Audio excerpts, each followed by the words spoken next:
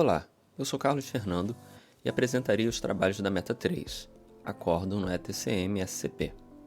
O objetivo dessa apresentação é levar ao conhecimento dos membros dessa corte, conselheiros substitutos e suas equipes, os novos fluxos de trabalho propostos para a implementação do Acórdão no ETCM-SCP. Serão apresentados também um novo cadastro da parte dispositiva do Acórdão e alguns exemplos de modelos de acórdão que serão gerados automaticamente. Considerando que haverá uma significativa alteração nas rotinas de trabalho, mas que essas buscam a automatização na produção dos acórdãos dessa corte, é muito importante a validação de todos, bem como o envio de críticas, dúvidas e sugestões. O novo regimento interno instituiu o acórdão para as deliberações dessa Corte de Contas. No entanto, para operacionalizá-lo, os esforços necessários foram agrupados no escopo do desenvolvimento da Meta 3, da Política de Gestão por Resultados do TCM-RJ, conforme Resolução 1066 de 2019. Para o atingimento dos objetivos da Meta 3, foi criada uma equipe composta por membros e servidores de diversos setores do Tribunal de Contas, dentre eles representantes de gabinete de conselheiro, conselheiros substitutos, Secretaria das Sessões e Assessoria de Informática. Passamos agora ao fluxo da sessão virtual. Uma característica dessa sessão é que, na ausência de manifestações expressas por parte dos conselheiros, subentende-se o silêncio como aprovação do acórdão proposto. Logo, é um caminho padrão. No entanto, existem caminhos alternativos nesse fluxo, que tratam quando um processo não é apreciado ou quando ocorrem eventos extraordinários.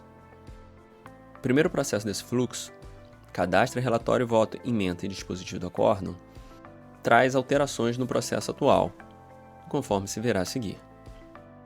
As entradas desse processo é um arquivo com relatório e voto, ementa, texto livre e dispositivo do acórdão, categorizado com regras específicas. Vamos às regras de negócio e procedimentos desse processo. O gabinete vinculará o arquivo com relatório e voto à numeração do relator como faz atualmente.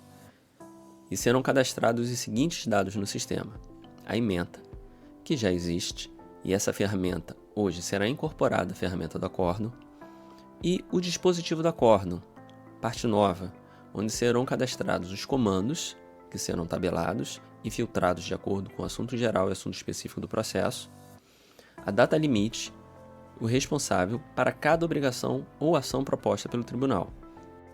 Exemplos de comandos são diligência, citação, instauração de TCE, arquivamento, etc. Importante destacar que esse cadastro da parte dispositiva guarda relação com a Meta 9, que busca justamente monitorar e acompanhar as decisões dessa Corte de Contas, os seus prazos de atendimento e a efetividade das decisões do tribunal. O gabinete salva as alterações no sistema e autua o relatório e voto no processo. Dentre as principais funcionalidades desse processo, o sistema deverá permitir a pré-visualização de todos os dados que compõem os processos inseridos pelo gabinete e o processo só poderá ser colocado em pauta no sistema com o cadastro de todos os campos acima citados. No slide a seguir, se mostra como será o cadastro da minuta do acórdão. É importante destacar que essa não é a tela final do sistema, é uma tela de desenvolvimento, é um protótipo, só para a gente ter uma ideia como fica. O relator irá cadastrar o relatório e voto, incluindo o arquivo, da mesma forma como faz hoje. Em seguida, ele preencherá a ementa, que é um texto livre, no sistema. A parte dispositiva do acórdão será gerada automaticamente pela concatenação dos comandos de cada dispositivo, constante do voto, que será parte do acórdão também. O artigo 18 do Regimento Interno do Tribunal prevê que são partes essenciais das deliberações da Corte: a ementa, o relatório, a fundamentação, o dispositivo e as ressalvas.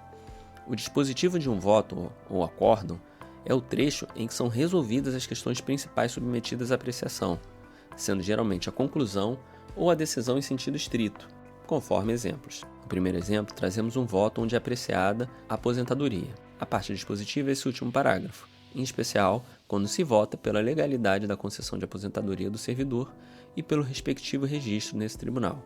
Na conclusão a seguir, se observam 3 dispositivos: a aplicação de multa, a conversão do processo em tomada de conta especial e a citação. A seguir, mostraremos como será o cadastro da parte dispositiva do acórdão. primeiramente, selecionará o comando. O comando será uma lista suspensa. Cada item aqui descrito é justamente uma atribuição constitucional ou regimental dessa Corte de Contas. É como se fosse uma classificação para aquele tipo de dispositivo. A descrição é aquela parte que está no voto, que pode ser inclusive copiada para cá. Exemplo: com fulcro nos artigos 238 e 243, todos da deliberação 266, de 28 de maio de 2019, voto pela aplicação de multa no valor de X reais. O responsável é a pessoa que está diretamente ligada ao dispositivo. Por exemplo, no caso de uma determinação, o responsável pode ser a secretaria ou o secretário. No caso de aplicação de multa, é a pessoa que está sendo multada. No caso de uma citação, é a pessoa física que está sendo citada a se defender no processo. O prazo é aquele prazo estipulado na decisão. Os campos responsável e prazo são aplicáveis para alguns comandos, mas não para todos. Por exemplo, um arquivamento com resolução de mérito, não há necessidade de indicar um responsável em um prazo, porque não se espera nenhuma ação do jurisdicionado. Voltando ao fluxo, analisaremos os demais processos constantes da cadeia. Os processos: pauta na sessão virtual e remete o processo para a Secretaria de Sessões, disponibiliza a pauta e inicia a sessão virtual, não tiveram alterações relevantes. O próximo processo, então, é o gera acórdão preliminar com dados da sessão. Nesse momento, o acórdão preliminar de todos os processos pautados é gerado, com os dados da sessão, e se disponibiliza para assinatura do presidente, do relator e do representante da Procuradoria. Importante destacar que a parte dispositiva do acórdão não pode ser alterada no curso da sessão virtual. Para se alterar a parte dispositiva, o processo deve ser obrigatoriamente retirado de pauta. No curso da sessão virtual, os acórdãos gerados preliminarmente ficam disponíveis para assinatura dos seus atores, que são o relator, a presidência e a Procuradoria Especial.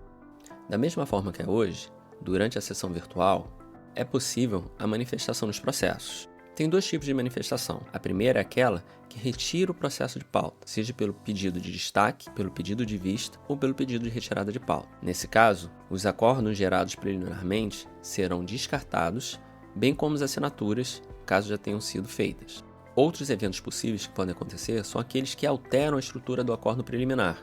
Por exemplo, declaração de suspeição, impedimento ou ausência. Nesse caso, o acórdão preliminar gerado é descartado e novo acórdão é gerado. Dessa forma, um novo acórdão também é disponibilizado para assinatura dos atores.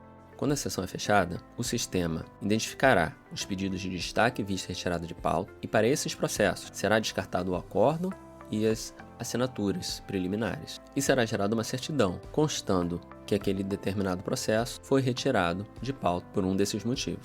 Para os processos que terão acórdão gerado, aqueles preliminarmente ou aqueles alterados por conta de eventos extraordinários, ficarão pendentes de assinatura.